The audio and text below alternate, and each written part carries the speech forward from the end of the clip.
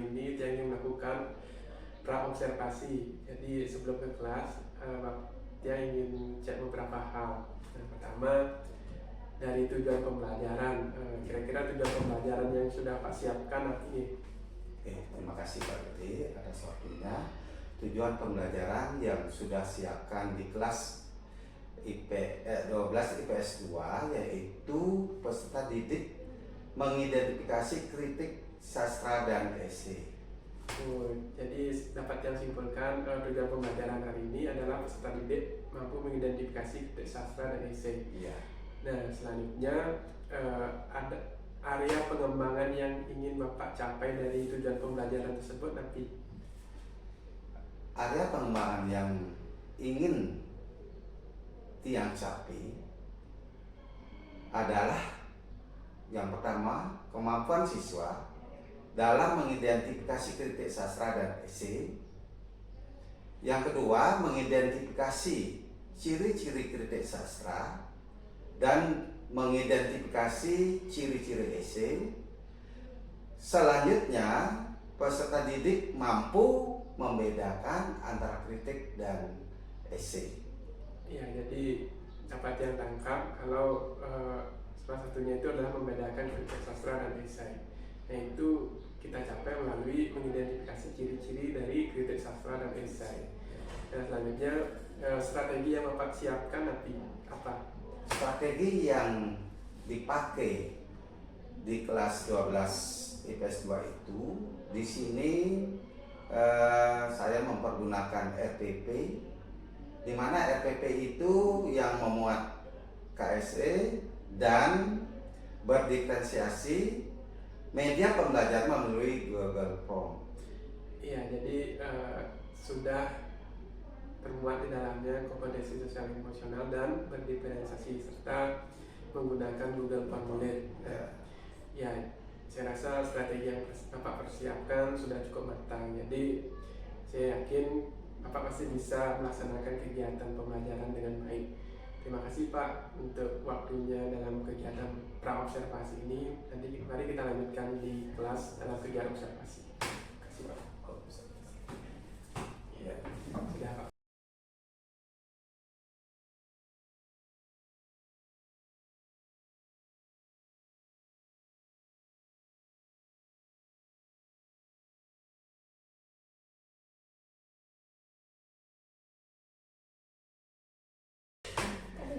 Ini sesuai Pak teman-teman. Baik, terima kasih atas kesempatannya. Terima kasih atas kehadiran dari Ibu PI, Ibu Kurnia dan Pak Radu selaku objek observer saya dalam kegiatan PI 5 ini. Jadi sebelumnya saya sudah melakukan observasi pada saat Pak Radu melakukan kegiatan pembelajaran, dan pada saat melakukan proses pembelajaran itu sudah ada beberapa hal yang saya catat. Sekarang kita saatnya di sesi pasca observasi. Nah, jadi ini sifatnya sebagai refleksi Bapak tentang kegiatan yang sudah kita lakukan. Jadi ada beberapa hal yang ingin saya tanyakan terkait proses pembelajaran tadi. Nah, yang pertama, apa hal menarik dan yang menurut Bapak apa hal menarik dari proses pembelajaran yang sudah dilaksanakan tadi? Terima kasih Pak Gede atas waktu dan pertanyaannya. Yang menarik saya temukan selama proses pembelajaran di kelas tadi adalah pertama, siswa itu mau diatur dulu, yaitu pada waktu proses pembelajaran siswa itu bisa diatur setelah anak-anak itu tertib, dilanjutkan dengan proses pembelajaran, yaitu anak-anak itu kreatif setelah diatur ya.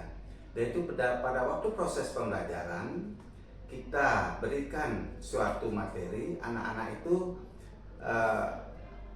interaktif, bertanya dan menjawab itu eh, berjalan dengan baik. Itu yang menarik yang pertama.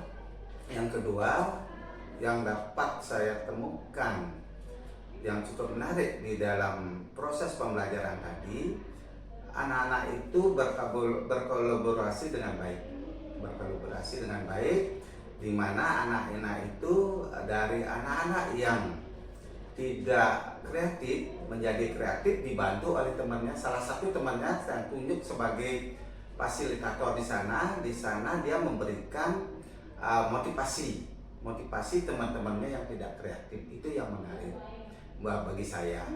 Menarik yang ketiga yang saya temukan di sana itu adalah diskusinya antara yang satu dengan yang lain nyambung. Itu 3 hal di dalam proses pembelajaran tadi yang menarik. 3 hal yang menarik yang temukan tadi. Cuma Niko yang dapat temukan tadi di dalam suatu proses pembelajaran, yaitu masalah kritik dan isi. Baik, terima kasih Pak. Jadi saya catat ada 3 hal yang menarik dalam kegiatan pembelajaran yang sedang Bapak laksanakan. Selanjutnya, ada nggak hal yang Bapak sukai dan tidak Bapak sukai dari kegiatan pembelajaran tadi? Yang disukai dalam kegiatan pembelajaran tadi seperti yang disampaikan tadi, yaitu di menariknya itu anak-anak itu kreatif. Itu yang saya sukai, antara yang satu dengan yang lain mau saling membantu. Seperti contoh misalnya si A itu mempunyai kemampuan lebih. Dari kemampuan lebih itu dia mau membantu temannya yang masih kurang, sehingga temannya yang kurang itu bisa mengikuti temannya yang lain. Itu yang sukai. Yang tidak saya sukai adalah ada beberapa anak di dalam proses pembelajaran tadi, hanya beberapa ada yang main HP. Itu yang tidak yang sukai. Walaupun sudah ditegur berkali-kali, kadang-kadang di kelas itu ada yang tidak mau mendengarkan apa yang diberikan. Itu yang tidak disukai. Oke, terima kasih Bapak. Jadi yang suka karena siswanya itu kreatif, dan ada beberapa hal yang tidak sukai. Ada satu hal yang tidak Bapak sukai, yakni ada siswa yang bermain HP. Nah, selanjutnya, bagaimana tanggapan siswa terhadap metode atau teknik pembelajaran yang sudah Bapak gunakan? Metode atau teknik yang dipergunakan, tanggapan terhadap siswanya di sini sudah cukup bagus, karena metode ini cukup menarik untuk diberikan siswa. Di samping juga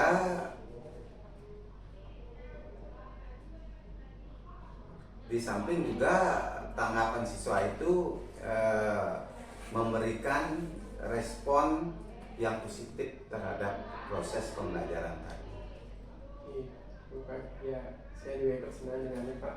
Ternyata metode atau teknik yang sudah Pak gunakan disambut dengan baik oleh siswanya. Selanjutnya, ada hal yang ingin Bapak lakukan untuk meningkatkan kegiatan pembelajaran yang sudah dilaksanakan tadi? Yang perlu kita lakukan di sini di dalam kita meningkatkan kegiatan proses pembelajaran terhadap anak, kita tetap memotivasi anak. Yang pertama memotivasi, memberikan kebebasan untuk berpikir, sehingga anak-anak itu tidak tertekan. Kalau kita patok dia berpikir, dia akan tertekan. Maka di sini kita berikan kebebasan anak-anak itu berpikir, sehingga dia lebih leluasa untuk mengembangkan pengetahuannya di bidang kritik dan sastra. Iya Pak, yang saya tangkap di sini adalah memberikan motivasi kepada siswa dan memberikan kebebasan untuk berpikir dalam mengembangkan materi. Dan pertanyaan terakhir, tindak lanjut Bapak ke depannya yang ingin Bapak lakukan? Tindak lanjut ke depannya, tetap kita memberikan peluang kepada anak untuk mengemukakan pendapatnya, dan untuk mengembangkan ide kreatifnya. Kita tetap mendorong supaya anak-anak itu mampu berkreasi dengan baik. Ya, terima kasih Pak atas tanggapan. bertanya tentang tindak lanjut dari kegiatan pembelajaran yang sudah Bapak lakukan. Demikian dari hasil diskusi pasca observasi kegiatan P5. Selanjutnya saya serahkan kepada fasilitator. Silakan berikutnya. Pengajar praktek Pak D. Terima Maaf, kasih. pengajar praktik. Terima kasih Pak D dan Pak Radu. Terima kasih atas kesediaannya untuk melakukan coaching hari ini. Saya lihat coaching yang sudah dilakukan Pak D terkait dengan pasca observasi sudah bagus. Jadi Pak D sudah memberikan pertanyaan yang berbobot terkait dengan pembelajaran yang sudah dilakukan. Cuman mungkin satu yang kedepannya bisa ditingkatkan lagi adalah bagaimana caranya Pak D mencari kata kunci yang sudah diberikan tadi oleh Pak Radu terkait dengan hal apa yang tidak disukai.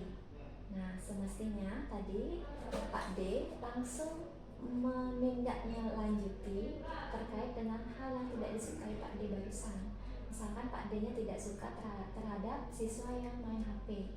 Nah, mungkin di sana Pak D langsung bertanya, kira-kira kedepannya apa yang Pak Radu lakukan terkait dengan siswa yang main HP tersebut supaya dia pada saat pembelajaran berikutnya tidak main HP lagi.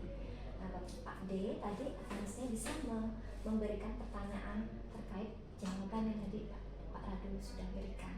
Jadi nyambung dengan Pak D-nya tadi ngomong apa, kemudian Pak Radunya tadi ngomong apa, Pak D langsung tanyakan kembali, digali lagi sehingga kalau Pak Radunya sudah memberikan jawaban, kedepannya saya akan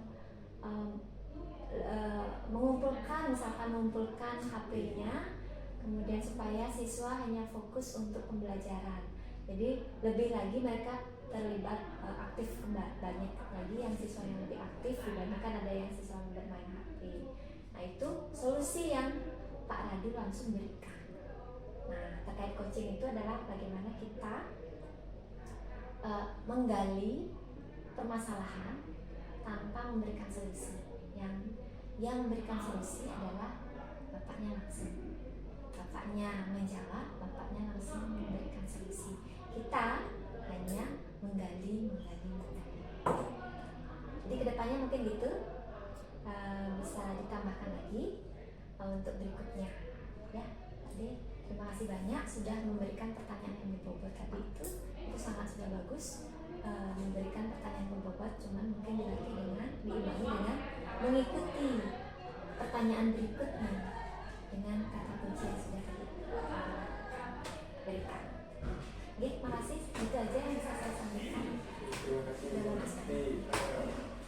Mungkin masukan yang dapat saya terima adalah menggali lebih dalam lagi tentang kunci tentang masalah yang dihadapi, kemudian memberikan kesempatan kunci untuk menyelesaikan masalahnya sendiri. Terima kasih Ibu pengajar praktik. Tambahannya tentang pasca observasi. Demikian untuk kegiatan pasca observasi Bapak Radu. Yang terakhir kata, saya ucapkan terima kasih Pak Radu atas kesediaannya dalam kegiatan ini dan